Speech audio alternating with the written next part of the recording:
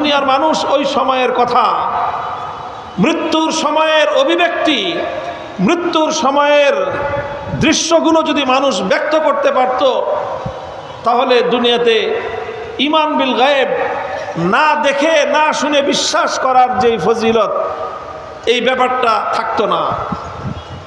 দুনিয়াতে যারা কঠিন পরিস্থিতির সম্মুখীন হয় মৃত্যুর সময়ে, ভয়াবহ আযাবের সম্মুখীন হয় মৃত্যুর সময়ে, যখন মানুষের মন, মানুষের হৃদয় থরথর করে কেঁপে ওঠে, ভয়ে পালানোর চেষ্টা করে কিছু মানুষ, আর কিছু মানুষ ওই ধরনের ফেরেশতাদেরকে দেখে দুনিয়া থেকে আখিরাতের দিকে চলে যাওয়ার জন্য উদ্গ্রীব হয়ে ওঠে।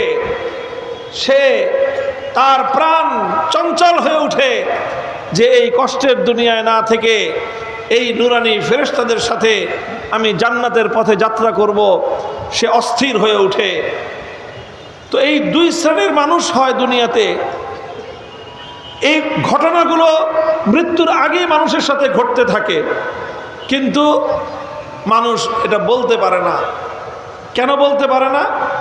কারণ সর্বপ্রথম আল্লাহ পাক রব্বুল আলামিন মৃত্যুর আগে মানুষের জিহ্বা, মানুষের বাক শক্তিকে আল্লাহ পাক এটাকে অকার্যকর করে দেন।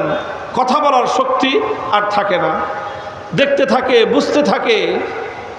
এই জন্য কত মানুষ কাঁদতে থাকে, কত মানুষ হাসতে থাকে, কত মানুষ ভীত সন্ত্রস্ত হয়ে থাকে।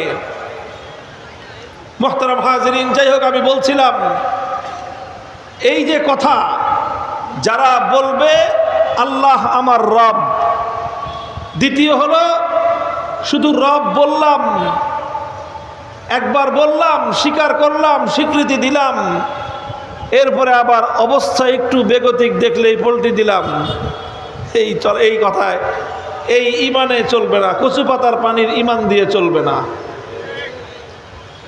কচু পাতার পানির ইমান দিয়ে এই সুসংবাদ পাওয়া যাবে না। কচু পাতার পানির ইমান দিয়ে আল্লাহ পাক রব্বুল আলামিনের সন্তুষ্টি পাওয়া যাবে না। কচু পাতার পানির ইমান দিয়ে আখিরাত এবং পরকালে যাওয়ার সময়ে এই অভাবনীয় গার্ড অফ অনার, এই সম্মানের ইস্তেকবাল এবং সম্ভাষণ পাওয়া যাবে না। এর জন্য এক আল্লাহর রুবুবিয়তের উপর আল্লাহকে রব বলে যেমন ঘোষণা করতে হবে, স্বীকার করতে হবে, অতঃপর তার উপর ইস্তেকামতের সাথে থাকতে হবে। ইস্তেকামতের সাথে থাকতে হবে। রাসূল সাল্লাল্লাহু আলাইহি ওয়াসাল্লামকে জিজ্ঞাসা করলেন সাহাবী, ইয়া রাসূলুল্লাহ, আপনি আমাকে একটা উপদেশ দিবেন, একটা উপদেশ দিবেন। লা আসআলু আন আহাদিম বাদাকা, আমি এই বিষয়ে আর কারো কাছে যদি যেন আমার জিজ্ঞাসা করতে না হয়। একটা এমন কথা আপনি আমাকে বলবেন যে এক কথায় যেন আমার সব কিছু হয়ে যায়, সব সমস্যার জন্য সমাধান হয়ে যায়, আমার সব বিপদ যেন কেটে যায়, আমার যা প্রাপ্তি সব কিছু যেন আমি পেয়ে যাই। এক কথা বলবেন। এমন একটা প্রশ্ন করলেন, ইয়া রাসূলুল্লাহ, মুরনি বিআমরিন লা নাসআলু আন আহাদিম বাদাক, এমন একটা নির্দেশ আপনি আমাকে দিন যে নির্দেশের বিষয়ে আর কাউকে আমার কিছু জিজ্ঞাসা করতে হবে না। এক কথা দিয়ে যেন আমি আমার সকল কিছু পার হয়ে যেতে পারি। নবী আকরাম সাল্লাল্লাহু আলাইহি ওয়াসাল্লাম এই ধরনের প্রশ্নের জবাবে চমৎকার করে বললেন, কুল আমানতু বিল্লাহি সুম্মা ইসতাকিম, কুল আমানতু বিল্লাহ সুম্মা ইসতাকিম।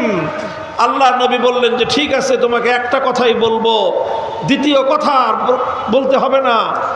এক কথার উপর যদি তুমি অটল আর অবিচল থাকতে পারো, এই এক কথা দুনিয়া থেকে জান্নাত পর্যন্ত তোমার সকল বিপদকে, সকল প্রতিকূলতাকে অতিক্রম করে তোমাকে জান্নাত পর্যন্ত পৌঁছায় দিবে।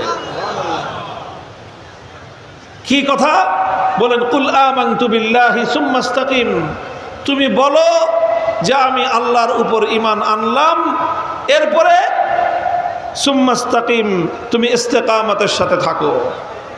এই শব্দটা আপনারা সকলেই মুখস্থ করে নিয়ে যান।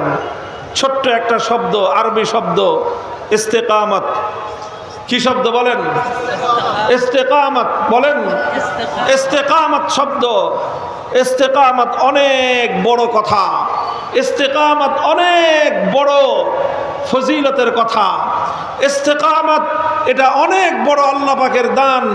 আল্লাহ পাক যাকে এই দান, এই অনুগ্রহ আল্লাহ পাক যার উপরে করেন, যাকে আল্লাহ পাক ইস্তেকামতের তৌফিক দান করেন, তাকে আল্লাহ পাক উভয় জগতের সকল কল্যাণ আল্লাহ দান করলেন। সুফিয়ানে সৌরি রহমতুল্লাহ আলাইহি বলেছেন, আল ইস্তেকামাতু ফিদ দুনিয়া কাল মুরুরি আলাস সিরাতি ফিল আখিরাহ ওয়া কিলাহুমা আহাদ্দু মিনাস সাইফি ওয়া আদাক্কু মিনাস শার। ইস্তেকামত শব্দের অর্থ হলো অটলতা, অবিচলতা, স্থিরতা। কোনো একটা কিছুর উপর অটল এবং অবিচল থাকতে পারা, এটার নাম হলো ইস্তেকামত। হযরত সুফিয়ানে সৌরি অত্যন্ত উঁচু মাপের একজন তাবেঈ, একজন জলিলুল কদর মুহাদ্দিস, অনেক বড় মুহাদ্দিস, অনেক বড় ফকিহ। তিনি বলেন ইস্তেকামত হলো কেমন? তিনি বলেন একটা দৃষ্টান্তের মাধ্যমে যে পৃথিবীতে ইস্তেকামতের উপর থাকা আর আখিরাতে পুলসিরাত পার হওয়া, এই দুটো এক সমান। যে দুনিয়াতে ইস্তেকামতের সাথে থাকতে পারবে সে আখিরাতে পুলসিরাত পার হতে পারবে। কাজেই যারা চায় তারা আখিরাতে পুলসিরাত পাড়ি দিবে, তাদের জন্য রাস্তা হলো দুনিয়াতে ইস্তেকামতের সাথে থাকতে হবে। পুলসিরাতে উঠে আপনি পুলসিরাতে উঠলেন, দীর্ঘ পুল, অনেক লম্বা একটা ব্রিজ, এবং আক্ষরিক অর্থে এটা একটা ব্রিজ। কারণ পুলসিরাতটা কি জিনিস? কোরআন এবং হাদিসের মধ্যে সব জায়গায় শুধু আস-সিরাত বর্ণনা করা হয়েছে। পুল শব্দটা আমরা বাংলা বা এই ফার্সি, হিন্দি এই ধরনের ভাষায় যুক্ত করেছি পুল। আসল শব্দ হলো আস-সিরাত। শব্দ কি? আস-সিরাত। সিরাত মানে হলো এমনি পথ। তবে পুলসিরাত আমরা কেন বলি? কারণ আস-সিরাত বলে যেই পথটাকে বোঝানো হয়েছে সেই পথটা সাধারণ পথ নয়। সেই পথটা হলো জাহান্নামের উপর দিয়ে একটা পথ। আখিরাতের, পরকালের যেই ভূগোল, পরকালের যে মানচিত্র হবে, সেই মানচিত্রের মধ্যে তিনটা অংশ থাকবে। কয়টা অংশ? এক অংশে থাকবে হাসরের মাঠ, আর তার বিপরীত দিকে আরেক দিকে থাকবে জান্নাত, বেহেশত। একদিকে হলো হাসরের মাঠ আর তার বিপরীত দিকে হলো বেহেশত বা জান্নাত। এই হাসরের মাঠে থাকবে সকল মানুষ, সব মানুষ, আউয়ালুহুম ওয়া আখিরুহুম, আদম আলাইহিস সালাম থেকে নিয়ে শুরু করে কিয়ামতের পূর্ব দিনে জন্মগ্রহণকারী সর্বশেষ আদম সন্তান, সকল মানুষ এই হাসরের মাঠে তাদেরকে জমায়েত হতে হবে। আল্লাহ পাক সব মানুষকে হাসরের মাঠে একত্রিত করবেন, হিসাব কিতাব হবে। এরপরে এখান থেকে মানুষ জান্নাতের উদ্দেশ্যে রওনা করবে। হাসরের মাঠ থেকে জান্নাতে যাওয়ার জন্য মধ্যখানে বিরাট একটা গ্যাপ আছে, খালি জায়গা। ওই জায়গাটাই হলো জাহান্নাম। ওই জায়গাটায় কি? জাহান্নাম, দোজক। অর্থাৎ মানচিত্রটা হলো এই, এদিকে হাসরের মাঠ, মধ্যখানে জাহান্নাম, তারপরে হলো খোদার জান্নাত এবং বেহেশত। হাসরের মাঠ থেকে প্রতিটা মানুষের গন্তব্য হবে জান্নাতের দিকে যাওয়া। প্রত্যেকটা মানুষ বেহেশতে যেতে চাইবে, কিন্তু বেহেশতে যেতে হলে রাস্তা একটাই, সেটা হলো জাহান্নামের উপর দিয়ে তোমাকে বেহেশতে যেতে হবে।